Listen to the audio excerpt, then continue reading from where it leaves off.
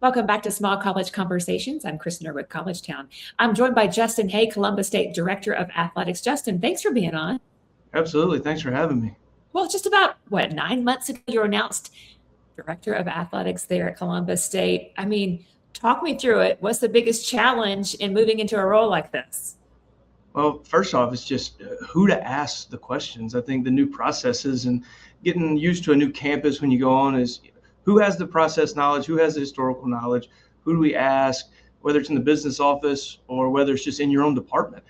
So that's been, it's always fun. I think that's something that when you start a new job is always there. And then the prioritization, right? So, understanding what our president, Dr. Rayfield, prioritizes and where we're at as a university and how the athletic department can align and starting to build that prioritization in our own department as we also look for enhancing the student athlete experience and starting to get things going in the direction that is going to position us to be a national contender. Well, you came from Lenoir-Rhyne, obviously a tremendous amount of success there. We're going to talk about that. What external structures, ideas have you brought from there already now to Columbus State, or maybe have plans to? Yeah, absolutely. I think the last time we talked a lot about the corporate sponsorship program and the stuff we were doing. And so, that's one of the first things we kicked off was to try to increase that. We've had a lot of success doing that so far, building that out inside our arena, inside our facility. So that's been one of the big things. It's a way to engage the community first off that's really going to help us. One of our cool things is we got a local barbecue place to sponsor free youth admission, 18 and under, for all of our events. And that's really helped us connect the community. So, the corporate revenue piece is something we jumped in head first. It was some low-hanging fruit, which I think is great to always look for, that low-hanging fruit, where we can get a few wins early. And then we revamped the Cougar Club and, took a lot of the experiences, a lot of the ideas we had at LR and tried to bring them here with some new updated amenities, some hospitality things that have really taken off. So, it's really just been building the community piece, getting out in the community, meeting people, building relationships, and trying to replicate some of those things we did successfully. Sounds like you're right on the path there. So you had a ton of fundraising success yourself there at Lenoir-Rhyne over 6 years, record-breaking fundraising. You talked about the sponsorships and ideas you're already implementing. What would you say some of the most important lessons learned from there that are really applicable now? Oh, I think relationships matter is the big one for us. And, in the community, on campus, the students, everybody, the alumni, is just getting to know those people and building the relationships and telling your story. I think we did a good job of that at LR, and I think it really paid off in the community. So CSU's doing a lot of great things, has been doing a lot of great things. I think 22 national championships when you combine cheerleading and tennis and golf and baseball. And you go around the community and you ask about that, and some people didn't know that. Mm-hmm. So really building those relationships and digging into the community, and then asking our students what they want, our student athletes. I met with every team at the beginning of the year and just said, hey, what do you want? Dream big. Let's talk so we can go tell our story in the community, and then diving deeper in the community with community service and being present and just paying it back to the community that does so much for us. You already have a lot of things rolling for you. Do you have any new revenue generating opportunities or ideas that you're swirling around right now that you hadn't even talked about, that you're like, hey, let's just break it right here in this platform? I had a really interesting meeting with somebody the other day who was really pushing the idea of a logo on a jersey. And I was like, hey, we're a little above our time, but I think it's going to pass in Division I, which I think recently it has. So I think it's positioned ourselves to kind of hit the ground running if D2 follows suits in some of these areas. A couple years ago, we were able to put logos on football fields, and we almost got the deal done before I left my previous institution on that one. So I think the increased logo placement, I think they'll opening that up a little bit and allow us is something that I'm really excited about because I think in our community, it would mean a lot. Community people wanting to see their logo on the jersey as our teams represent Columbus, not only at home, but also throughout the state of Georgia and the Peach Belt and the South Carolina in our region. Oh, I love it. Okay, so you just announced the public phase of a $3.2 million fundraising campaign for the expanded golf clubhouse. It's going to be 6,000 square feet space, putting lab and practice bays more. Once completed, where do you think this is going to position your department and your golf programs? Well, I think from the department standpoint, we really want to send out a flare of just say, hey, we're back and we're pushing forward. It's been 10 years since we redid Burger King Stadium, and that was our last major facility project. So it's really just to say, hey, we're going to hit the ground running on some stuff. And I was really excited to break ground on that. From the program standpoint, I mean, we want to position our golf program at the top in the country. They're a program that has 6 national championships, and this is a community that loves golf. Um, we had a Masters champion at the groundbreaking. We had another current professional golfer at the groundbreaking.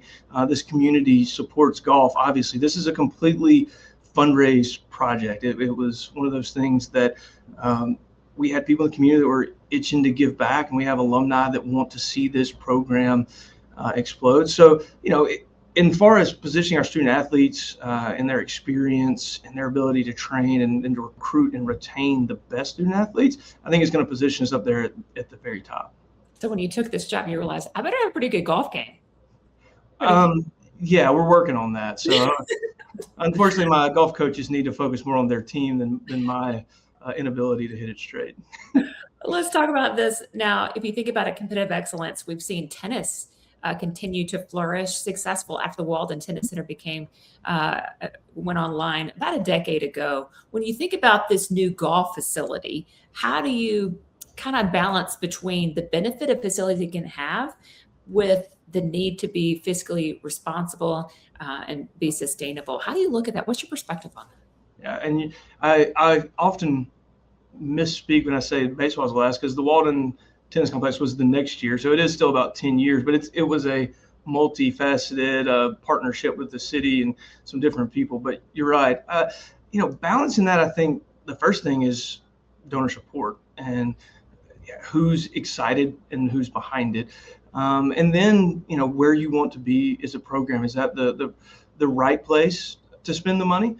And sometimes you don't have a choice because that's what a donor is excited about. But it's also positioning it with our peers. So looking around and saying, where are we at against the people we're recruiting against? And sometimes that's not in Division II, right? I mean, when you think about our golf facility and you think about our golf team, we're recruiting against Augusta, who's in the Peach Belt for all sports except for golf. They're a Division I golf program, and Mercer, and some in West Georgia, Division I program. So we're not just looking at our peers in some of these sports as other Division II schools. So we're looking at how we're going to attract some of those Division I athletes to come here. So that's kind of where the balance starts, and then it goes into competitive excellence and where are we lacking and what needs a little bit of a facelift. Okay, so when you were introduced about 9 months ago, you said that CSU is poised to take the next step from good to great, from regional relevance to national leadership. I love that quote. So what actions have you kind of started to put together to drive towards that goal? Well, I think first off, just stabilizing the leadership here. It's been 2 years. When I was announced, I had an interim for 2 years, and we've got a great group of coaches and student athletes. And that was one of the first things that I recognized in the interview process at Columbus State is the tenure of their head coaches here. I think I'm right on this, is about the average is 16 years. Baseball coach has been here 32. Our soccer coach has been here 23. It's incredible the length of time our head coaches have been here, and they're good, and they've all won. And they continue to win. So, it's kind of like, just how do we stabilize that and give them back what they need? Because obviously they're really good at what they do. And then looking around our student athletes, they're good. So what are we missing, right? And some of the things I noticed straight off the bat was that we didn't have a strength coach, right? And I think that's something that's changed drastically in the last 10 to 15 years in athletics, is that our focus on strength and nutrition. So we found a way that we're gonna hire strength coach for next year. We're going to invest some into nutrition through some fundraising dollars, which is huge for us, and I think will make a huge impact. And then we've raised, I don't have an exact number. I know we've raised over $500,000 this year for scholarship and endowments. and different things. So really influxing some money into scholarships so we can continue to recruit and retain those really good athletes. Okay, you mentioned it earlier about the Cougar Club. You launched reimagined Cougar Club this fall. What impact will those changes have on the game day experience? Maybe than some of the, you've already talked about the revenue generation piece of it. But anything else on the game day side? Yeah, I mean, it's all about getting more people in the stands and creating an environment that people want to come to, right? So we're looking to create a family-friendly, affordable environment on one side. Then we're looking to create an environment where our students want to come support our athletes and their friends.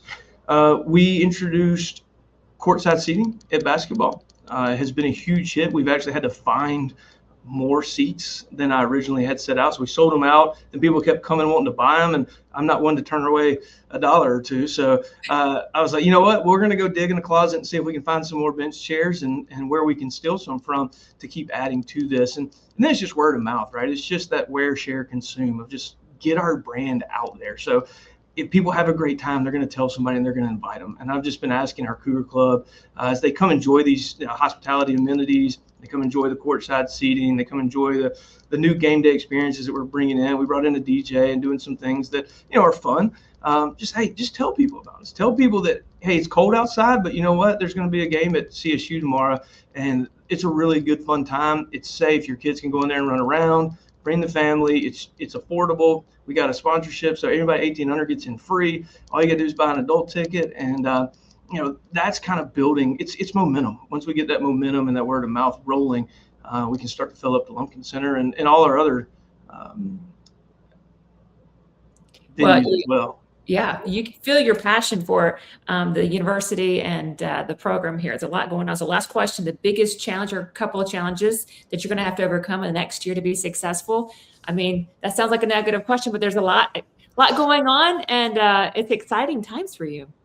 Well, I mean, if I had a crystal ball, that would be great. We know which challenges were coming. But I think adapting to the ever-changing landscape of athletics and higher ed, I think, the conversations are being had on campuses right now about enrollment, about retention, about, everything that involves university and alignment, I think is going to be huge for all athletic departments across the country as people start to have these conversations.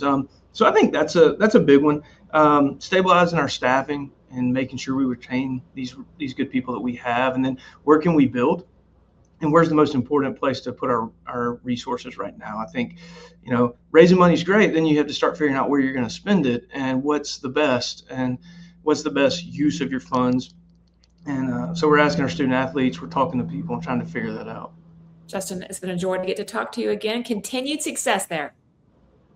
Thank you. It's great to see you.